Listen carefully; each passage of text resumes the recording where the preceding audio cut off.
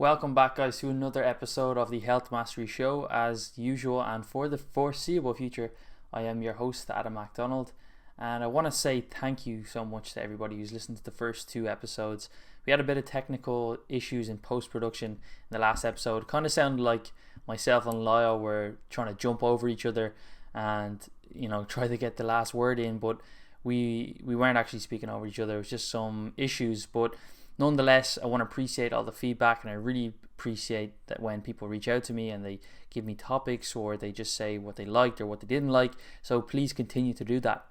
In today's episode, I have Marty Kendall on, and I first heard Marty on another podcast. I think it was Sigma Nutrition Radio, and his message really resonated with me. So Marty is an engineer by day, and he's used some of his learnings and mindset and tools from engineering and brought them across to the nutrition industry by developing certain tools and algorithms to be able to help people optimize their nutrition. So Marty shares his learnings at something called optimizingnutrition.com, and he's built the nutrient optimizer, which focuses on things like satiety index, insulin index, and ultimately tries to get people better results by focusing on their health first. So trying to get them to eat better rather than just looking at everything as a nail and you have a hammer and then just getting these quick, fast results, but rather thinking about the long term. So his philosophy really resonated with me, and I really enjoyed this episode. So Marty, please introduce yourself and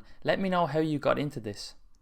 My wife is type 1 diabetic, so that's sort of where it all started. And getting married 18 months ago, I just sort of started living with the day-to-day reality of insulin and diabetes, and like there was a real challenge there of how can I manage that, how can I improve that and optimize it, and through pregnancies, and just really saw that how her life changed as she went through the pregnancies, and it was really important to be able to control her insulin, dial that in, and to optimize her blood sugars. And as I learnt more and more and more, I eventually came across a concept called the insulin load, which enabled me to quantify her insulin dosing better to match her food. And then through quantification of that, you're able to optimize your food choices to minimize insulin load to then stabilize her blood sugar. So that was really powerful and really exciting. But then sort of came across, realized that the lowest insulin load foods that generated the lowest insulin response were really high fat foods. That led me to nutrient density and saying, how can we optimize nutrient density and insulin load? And then more recently, I've come across the idea of satiety and managing satiety by our food choices, because a lot of us want to lose weight and strip muscle, but somebody who's an athlete needs to maximize the amount of energy that they can actually take in so they can perform more, and you can quantitatively optimize and dial in your satiety so you can actually eat more or less based on your food choices. So yeah, that's the overall concept, and the three pillars, I suppose: the insulin load, nutrient density, and satiety. And together I've sort of, as an engineer, developed a bit of a system that optimizes each of those based on your goal. Yeah, that's great, and I really, really like the approach. We talked about it a little bit about offline, that you're taking the engineering kind of approach and using your analytical brain and different kind of graphs and analytics and BI and stuff to really give people a visual kind of goal or a visual overview of how they can actually improve this stuff. Because some people are visual. I'm actually personally really visual. I learn by seeing things. So I really like the different kind of graphs and stuff. And I know there's loads of apps and stuff like that. We talked about that, but often they're kind of a little bit, they don't go too in depth into the nuances, which is something that I really like about your stuff. And just as a side note there, just talking about the insulin load, I guess a lot of people would focus on, they know what, energy density and, calories and satiety as well, hunger signals. People are pretty clued into that stuff, but not many people really focus on the insulin load. Yeah. And I guess you had to pay specific attention to that because of your wife's a diabetic, so that's obviously extremely important. And I was listening to a podcast with someone called Dr. Mike Israetel. He is quite recently, and he talked about, why do often like those big bodybuilders that are like, Olympia, why do they eat why do they often eat the same foods and they don't actually change in their diet? And something that most people would know, including myself, was that because of the different insulin loads within certain foods, even if you match the carbohydrates and match the calories, certain foods actually have different insulin responses. So if you're switching from one type of, let's say you're eating rice, white rice all the time, and you eat that 3 or 4 times a day, because these bodybuilders are actually taking super physiological doses of insulin as a, an anabolic agent, they can actually kill themselves if they eat too much of the wrong type of food. I won't say wrong type of food, but if they get a massive response from insulin, and it's some food for thought, because even though you might have, let's say, 100 grams of carbohydrates from X food, and you might have 100 grams from another food, everything else equal, the insulin response can be potentially quite different. So it's something that I'm definitely quite intrigued by, and I want to look into a little bit more about that. So when you talk about those 3 pillars, how do you manage those? Is there certain things that you look at? Do you think that you should keep insulin load low, and have you found better success with that, or working with people, or how has that worked?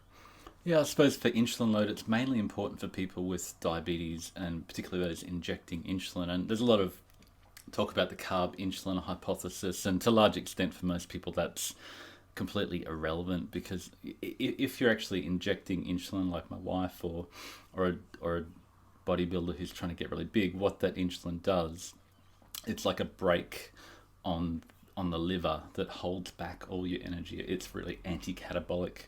It stops your muscle and your body fat breaking down, and then allows you to keep piling on the energy. So if you're injecting insulin as a type 1 diabetic, you inject too much, it won't allow your stored energy to be released into your bloodstream.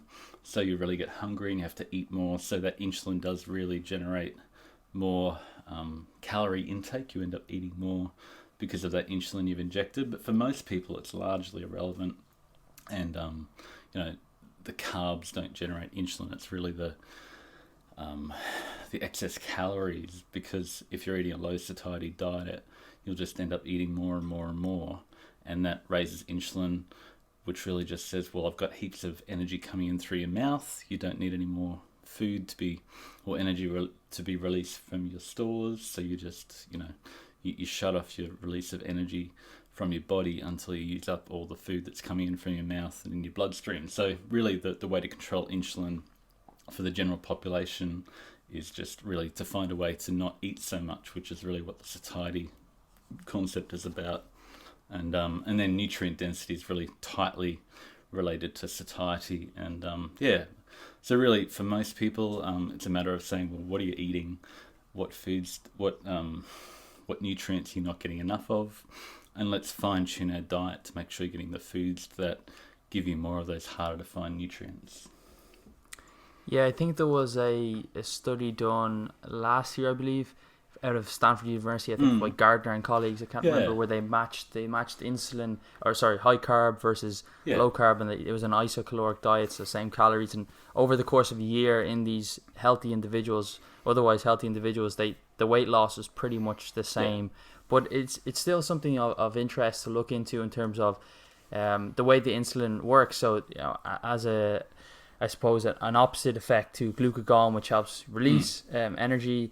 If you're not able to release that energy, what kind of signals can that send to your brain, and then you being wanting to overeat? Because if we match calories, and if we're in a metabolic ward and we're very strict with our calories, then then that's fine. But often the case is that most people, even those who have, say, physique orientated goals or want better body composition, they're not necessarily always going to want to track their calories and every single thing every single day. So the reason that I found it really interesting to look at your work is because you're looking at all this different approach in terms of how we can actually maximize our nutrition, but looking at different things just outside of overall calories, just things like satiety, things like nutrient density. Because even myself, even though I'm tracking calories quite rigidly now because I'm doing a bodybuilding show coming up, when I'm not doing that, I just don't really like to track that often. But I don't want to get fat, so I want to make sure that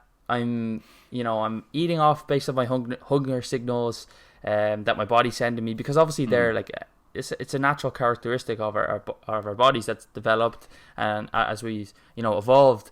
So we got to listen to those things. Yeah, totally. It's not just, as an engineer, you're very programmed, I guess, and you have that analytical mindset. But at the same time, we do obviously we're not computers, as you know, and we need to have emotion is involved, and we need to listen to our body's feedback. So that's why I think it's a great idea to kind of try and manipulate some of these things within our diet, so that we're not always trying to look at the spreadsheets, not always trying to use an app to tell us when to eat or what to eat or what we can't eat. So if you could talk a little bit about your approach to then nutrient density in terms of the diet. Yeah, so the concept of nutrient density is really fundamentally how many micronutrients have you got per calorie. So in a standard, say 2,000 calories per day, how many of those micronutrients you're covering off on. And MyFitnessPal will track a few micros and your macros, but we use Chronometer as an input into the nutrient optimizer, and Chronometer will track all your essential micronutrients. So we then get an output of that, dump it into the nutrient optimizer, and say, okay, you're getting tons of vitamin C, tons of vitamin K, tons of vitamin B12. You're a bodybuilder, so you're getting a crap ton of your amino acids, but hey, your vitamin D, your choline, your whatever those particular nutrients. Often it's the electrolytes like magnesium, potassium, calcium that people tend to not be getting enough of.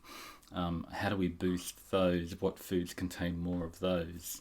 That'll give you that better micronutrient profile. And we really find that when we dial that in, people's cravings come down. They're more satiated. They're able to control their appetite. And often a more nutrient-dense diet is also a lower energy density diet, so it's much more satiating, much more filling. And we did a trial with about 500 people, a bit of a free competition, where people put in $50 into the prize pool and tried to dial up the nutrient density. And as they improved the nutrient density, their cravings came down, the energy density of their diet changed, and they were just satiated. They were getting away with 1,000 calories or less and being really, really satisfied and losing a crap ton of weight really quickly, and really surprised. It's like, yeah, this is exactly how we designed it to be. So yeah, it does really work in practice, and we see it actually bear out when we do that. And you're talking about the Gardner, the Diet Fit study, where they basically started people on either extreme of low carb or low fat, and they found that when people really go to those extremes, it's really hard to overeat really low fat foods, and it's really hard to overeat low carb, higher protein foods. They're really satiating.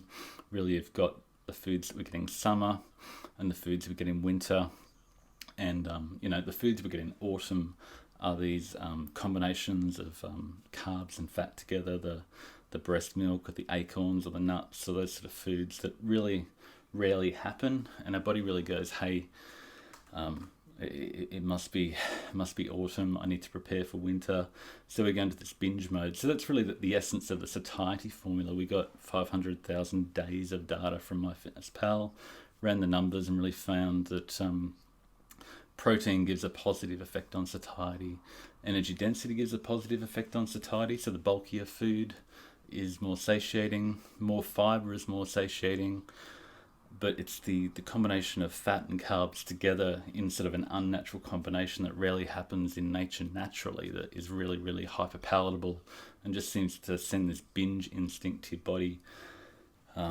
So through the quantification of that, we're able to develop a formula to really say, okay, here's your food, what's your satiety index score of that food, and how likely is it to make you to overeat or undereat. And that's really powerful. And if you can just limit your food choices to those foods that have a lower satiety value, higher on the satiety index, you're less likely to overeat, and you can manage your intake without having to really micromanage your, the weighing and measuring of your food to the nth degree. Yeah, and that's a really interesting approach, which over the last couple of years I've been really looking into beyond the kind of the macros, because even though you can with this, say, quote unquote flexible dieting, and that's something that really opened my eyes when I found it maybe 10 years ago or something like that. The if it fits your macros, or being able to just fit food into your diet, but essentially the energy balance equation. When I figured that out, I was like mesmerized, because I thought that you had to eat clean. There's actually one point in my life when this might have been about 9 years ago, where I hadn't eaten a biscuit or a cookie for like I think it was 6 months straight, and I was so proud of myself. But I binge often on other foods at the weekend because I just couldn't control myself. But I hadn't eaten a biscuit, so I was pretty proud of myself. But I just didn't understand the fundamentals of nutrition. But with that being said, there is certain foods that I feel people should avoid, and I'm sure you'll agree with me on this one. Totally. And it's not that everybody should avoid Reese's peanut butter cups, but I should avoid them because of these combinations that you talked about. And I know you're familiar with the work of Stefan Guillenet and the different food properties like energy density. Yeah, and the main one really is the hyperpalatability. And because even though people know they can fit these certain foods into their diet, if they just reduce calories at the other points of the day, you can eat a Snickers bar. But the chances of you just eating 2 scoops of Ben & Jerry's ice cream are just not likely. Yeah, and definitely it's peanut butter is a definite comfort food for me. And if I'm hungry, I've done my deadlifts, I'll come home and as much as you go, no, I don't want to eat that, you find yourself face down in the peanut butter and cream and these energy dense foods but you don't eat plain butter or drink plain oil by itself. It's those combination of fat and carbs together that really send you into that hyperpalatable overdrive. The donut is the fat and carbs together that is just really hyperpalatable and really, as I said, doesn't occur in nature. It's these Franken modern foods that are typically highly processed and also very low nutrient density as well. And I suppose the good thing about if it fits your macros, they generally have about a minimum 25% protein compared to the typical population of 14 to 16% maybe protein or less on average. So you're starting from a place where you've got a fairly good satiety from that high level of protein to start with. But as you push protein up and get to one extreme or other of carbs and fat, you tend to get a much better satiety response. And by those quantitatively choosing your foods and optimizing your food choices, you can better control your the amount you take in without having to weigh and measure everything. And definitely calories in, calories out to a large extent is correct, but most of us don't live in a metabolic ward where all the food is weighed and measured for us.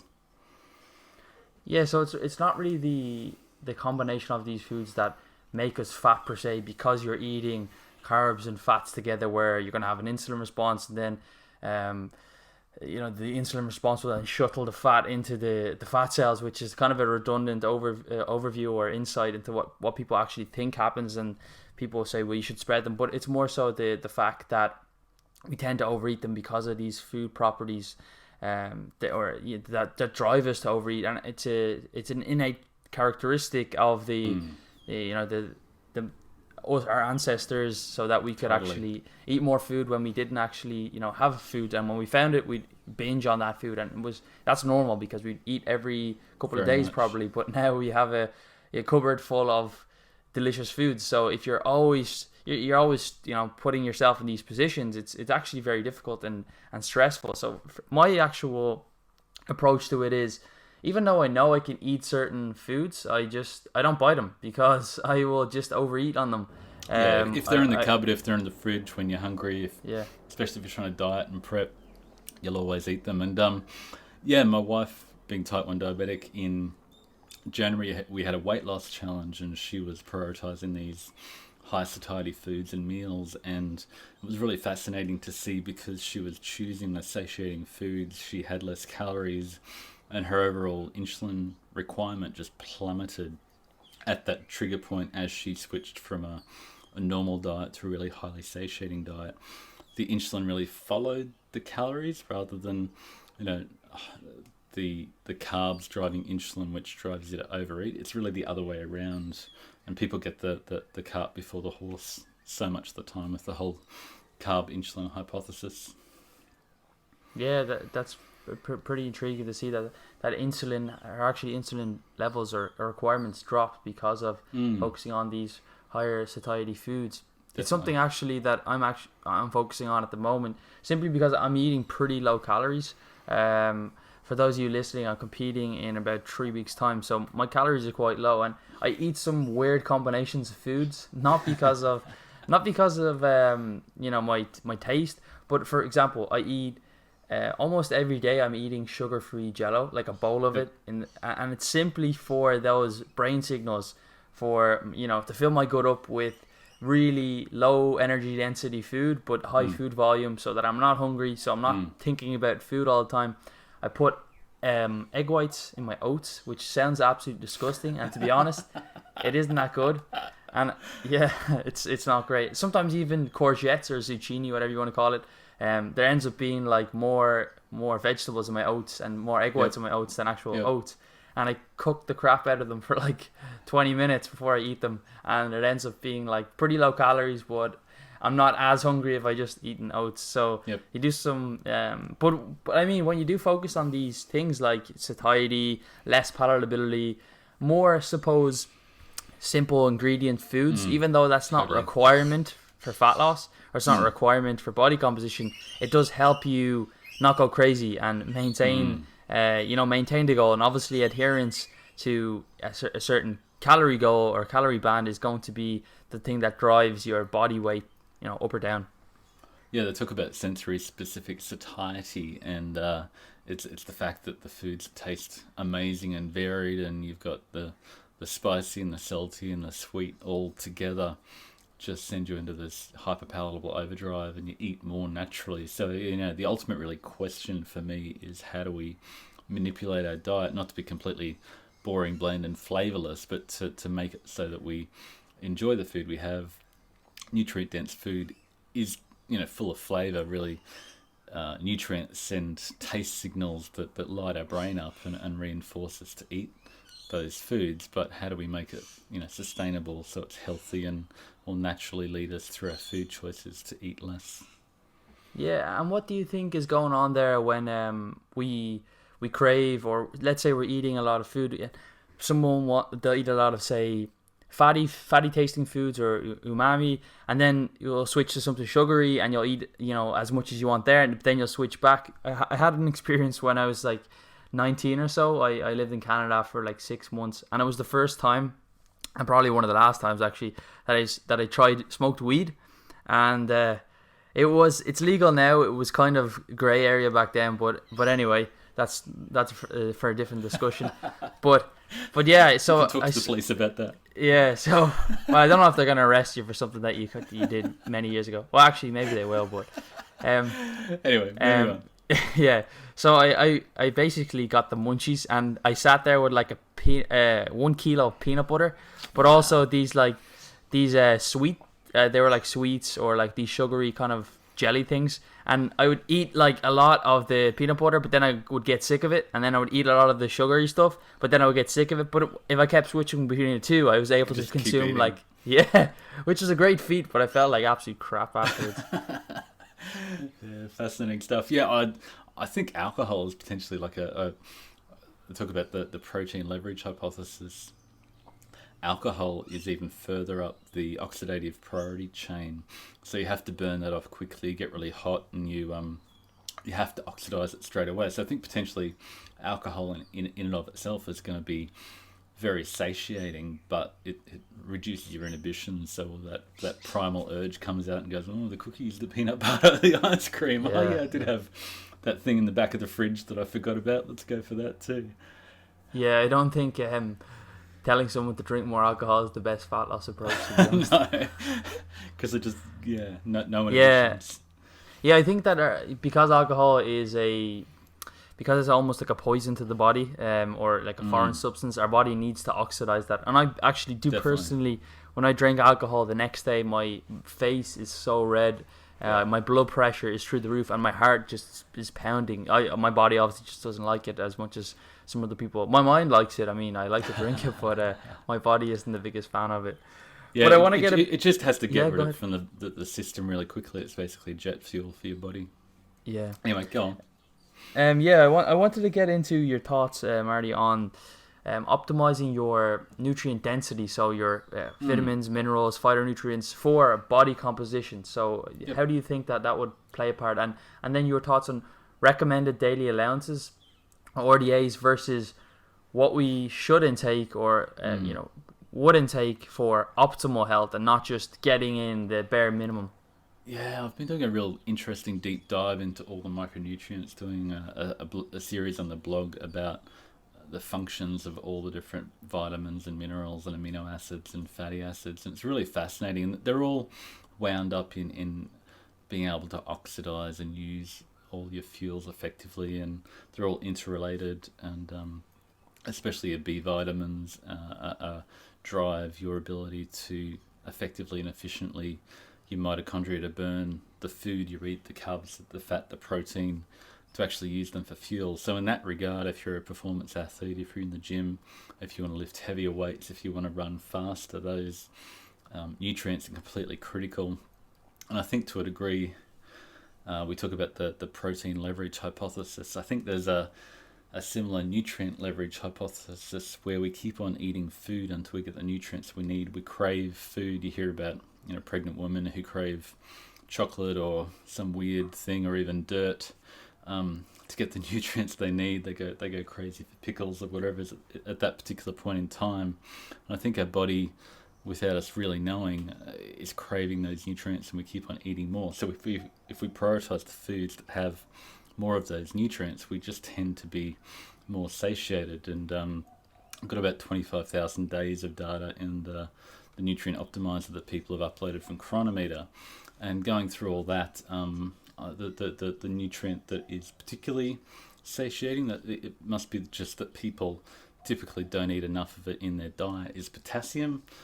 There's a really strong satiety response to more potassium, so that the recommended daily intake is 4.7 grams per day. Very few people achieve that, but if you're up around 6 grams a day from food, the satiety response is really amazing, and people eat less. And you see the same thing again and again for all the different nutrients, for magnesium and folate and the B vitamins, that if you eat foods that contain more of those per calorie, people just tend to eat less. So we've managed to use that data to quantify it again, to make a bit of a updated satiety formula that not only uses the macronutrients but also the micronutrients. So you can identify the foods that, based on the micronutrient content, will enable you to eat less.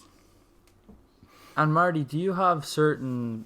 So you talk about all these micronutrients of potassium, magnesium, etc. Yep. What is your philosophy on actual nutrition? Do you have certain foods or a certain way of eating that you feel is best to get these? Is it what's your approach? Is it lower carb, higher carb, no vegetables, a lot of vegetables?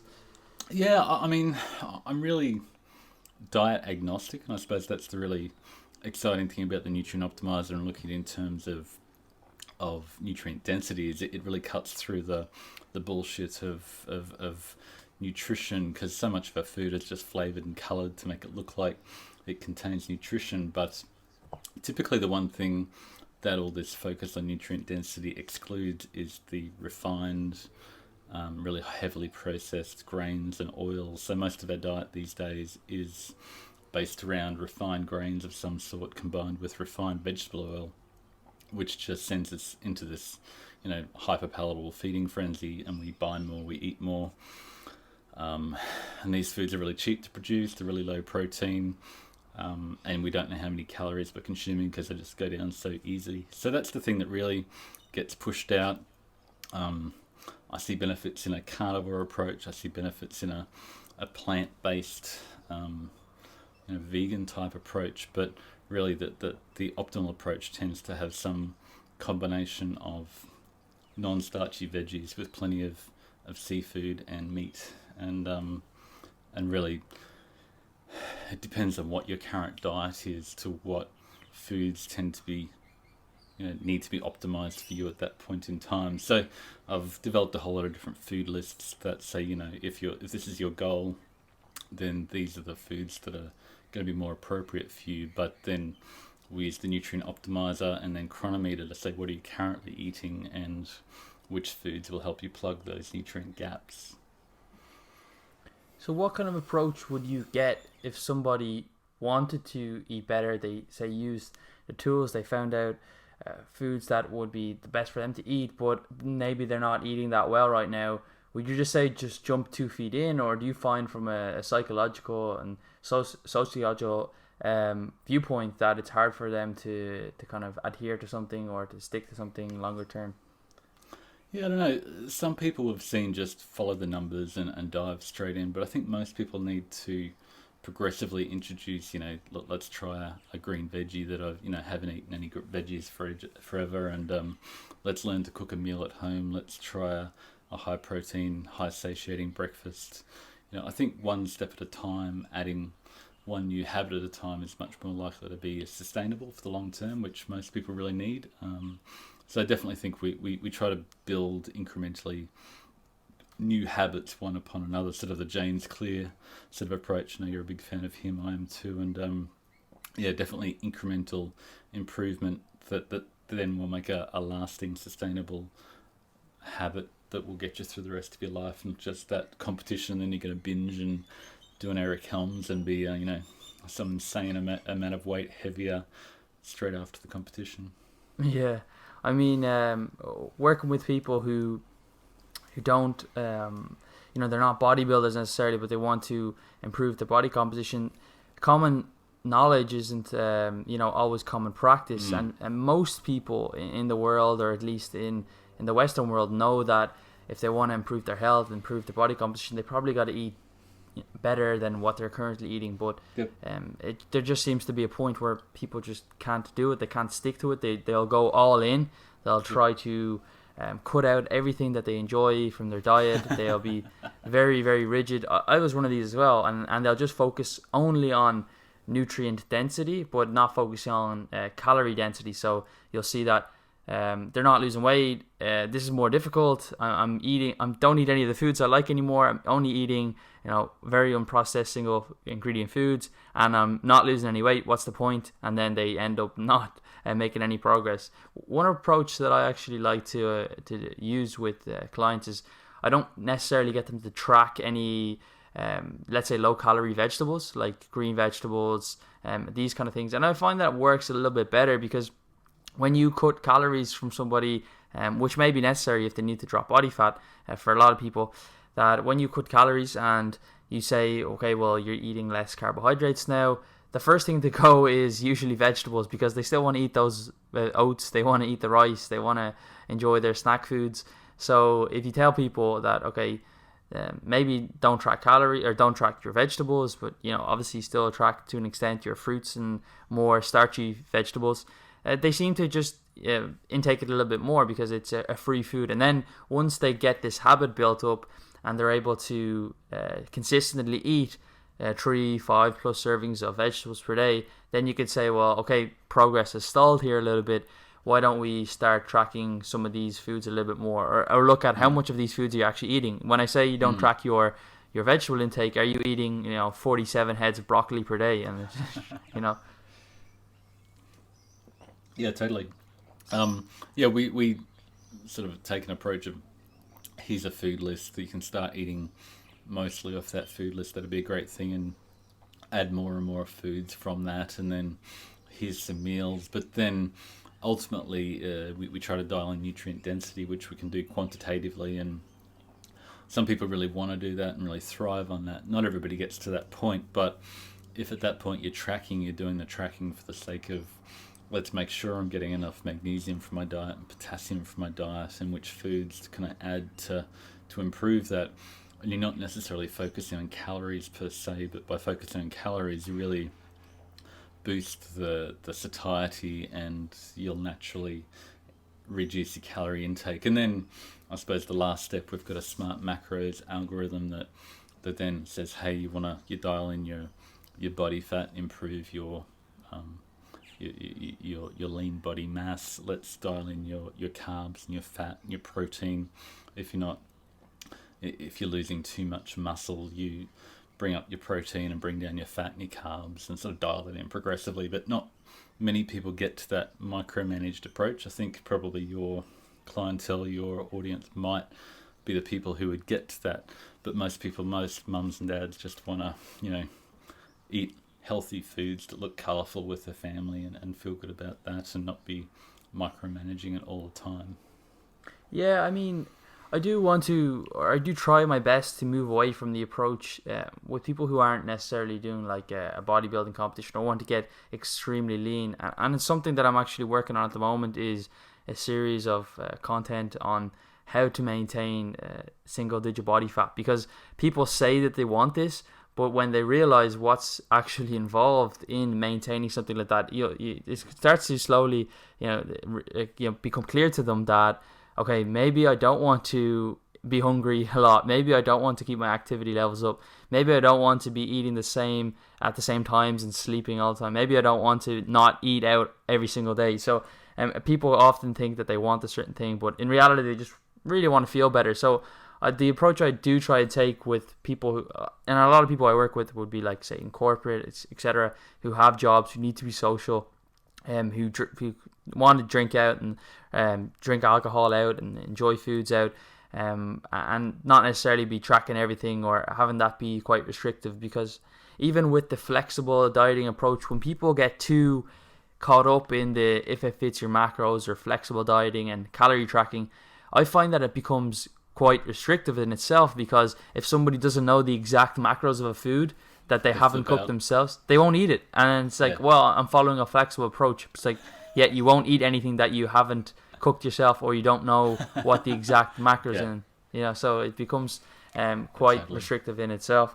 But there was a good post by Abel Sabai, I think his surname is, about what it takes to actually stay at that sub 10% body fat level for most people, and the level of sacrifice it takes to actually get 15%, 12%, 10%, 8% to actually sustain that. And it, as you say, it's incremental amounts of discipline that you have to put in more and more and more, to the point it dominates your life. So you have to find, are you actually trying to stay at 6%, or you're trying to get down to that, or hey, you just want to be fit and healthy and avoid diabetes and be able to feel strong and healthy, which is probably where I'm at. That I'd like to be a whole lot leaner, but the sacrifices it takes as a dad and someone who's got a full-time job and a hobby that they love and needs to be able to think clearly and not be able to not always be flaky and needs to be able to think.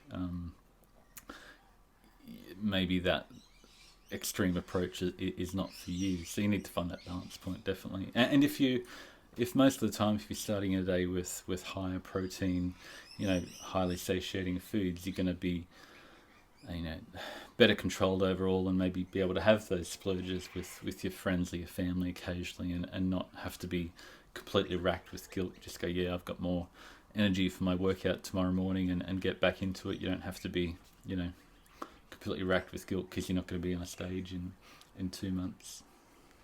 Yeah, I think everything in life is about a trade-off. I mean, it's like saying that I want to be really rich, or I want to be a professional NBA player, but I don't want to do any hard work. So who doesn't want that? But everything comes with pleasures and pains, I guess. And the other thing, it's amazing to see like people like Eric Helms and now talking about intuitive eating and not being a slave to the calorie tracker all the time, and trying to listen to their body signals and train their body to just choose the foods. And I suppose that's the long-term goal, is to develop good habits that what foods are going to help you achieve your goals.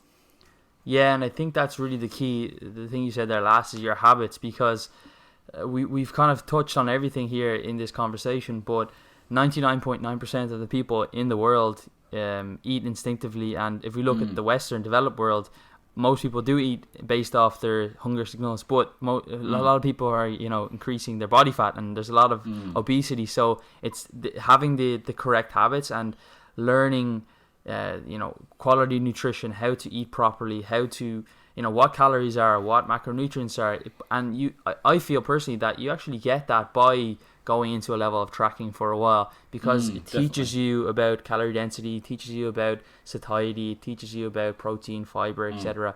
And then when you start to eat instinctively, then you can actually manage your weight and be healthy. Because if you just tell somebody who's already probably eating instinctively but can't lose any body fat, oh, just eat, based off your intuition, they're like, well, I'm already doing that, I'm not dropping any weight, So Yeah, definitely. you need to I feel you need to go and track for a while, or maybe Yep. do a bit more extra work and overreach yourself for a little while, and so you can learn and understand about nutrition, and then it's when you pull back. And that's the kind of approach that I feel works with a lot of people who even have these lifestyles like yourself, who want to be more flexible. They don't necessarily want to be overly lean, but by tracking for a while, and I'm sure you've tracked for a while before in the Oh, past, totally. it teaches you a lot about nutrition, and Yep. then you can pull back. So when I'm not doing a competition, I don't really like to track, because it's a mental drain sometimes, and I don't want to weigh my foods. I want to eat based off more off hunger, but I'm only able to not get extremely fat when I'm not competing by having tracked for so long, because I know know that, okay, that food is not 0 calories, it's probably 600 calories and probably has quite a bit of fat. And then maybe later in the day, if I eat a high fat breakfast, I'll maybe reduce my fat a little bit, not necessarily tracking it, but I'll reduce my fat a little bit so that my overall calories are probably in balance. I know protein, what food portions would have roughly how much protein, so I'll try get in multiple servings of that per day. And then, like, in the reverse, if I eat a high amount of carbs in the morning or after training, I might reduce it at other points of the day. And that way I wouldn't have known how to do that really unless I did some form of tracking. Not necessarily tracking macros, but maybe food control, portion control, these kind of things. And that's the kind of, I suppose, come full circle. And that's, I think, how people should do it long term. Because nobody wants to be, I always say this, nobody wants to be 65 and using my fitness pal with their grandkids. I've got a 10,000 day streak. Ooh, I've got to keep it up. Yeah, definitely.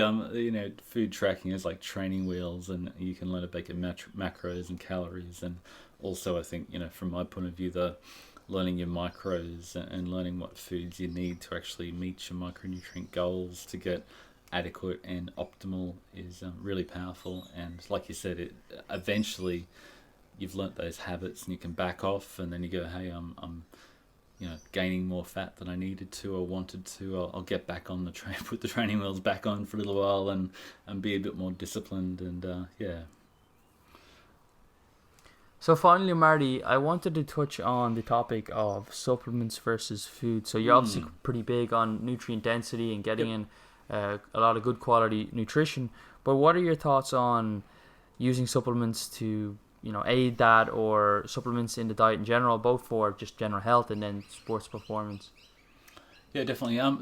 Supplements definitely have a role, but definitely they're just an addition, a supplement to top up. And I think really you need to get supplements from fresh foods. I'm diving into the micronutrients, and every micronutrient comes out and says degrades in the presence of heat and water and light and acid and base. So it's like the bottom line is you need fresh food, and the food off the grocery store shelves is built for longevity on the shelf and shelf stability and price, and doesn't contain those vitamins, so they've got to supplement them to fill in your folate or a few very narrow spectrum vitamins. But you're not going to necessarily get all the different vitamins and minerals you need from those fortified foods, even if they do say in the packet you've got a certain amount. And I mean, looking at folate, the folic acid that's in so many foods today doesn't give you the same effect of folate, and you end up with a lot of folic acid circulating in your bloodstream, and it masks the B12 deficiencies. And very few foods have got it supplemented with magnesium, potassium, and those sort of nutrients that we tend to really find hard to get in adequate quantities, just because they're really big. Your vitamin pill never contains your potassium and calcium and sodium that you need, because there's just so much bulk in those nutrients. So you you're never going to really take those foods in adequate quantities without getting it in the food, just because you'd be downing pills and powders all day. So definitely prioritize fresh whole foods that contain those nutrients, and the more close they can come from nature, the better. The better the soil they're grown in, the more nutrients they're going to extract and put into the food and into yourself in a bioavailable form that you can use and your body knows what to do with. Because if you try to jam 15 grams of salt into yourself, or a whole lot of potassium and magnesium all at once, your gut just can't absorb it, and it's going to flush it out straight away. You're going to want to throw up or sit on the toilet for half an hour until you get rid of it, and your body just doesn't deal with those supplements that you really need, especially those minerals in large quantities. So you really need to prioritize getting it from food and just topping up and supplementing where you need to. Yeah, I think I have a similar approach. I obviously spent a lot of money when I was younger on supplements because I was naive. But recently, or I suppose over the last couple of years, I've been really using supplementation just to get some omegas, because I may not have, may not be eating fish enough per week, purely just for, I'm not really a huge fan of the taste of it, but I still do eat it a couple times a week. I'll supplement with magnesium citrate, as you mentioned. It's kind of hard to get in your diet. And then a few other like adaptogens, so things that you may not necessarily get through your diet. Like I had a coffee, we start recording at 7, and I had a coffee with some L-theanine, which I actually really like the combination of the two. Takes the edge, and it's not something I'd really get in a huge quantity in my diet unless I'm shoveling back like liters and liters of tea, where I can get a pretty cheap dose, and it's pretty safe amino acid, and that's really all that I use for supplementation. Obviously, sports supplements like creatine, I'm not going to be eating enough red meat per week to get in enough creatine. Other things like caffeine, but your basic supplements is really all that you need.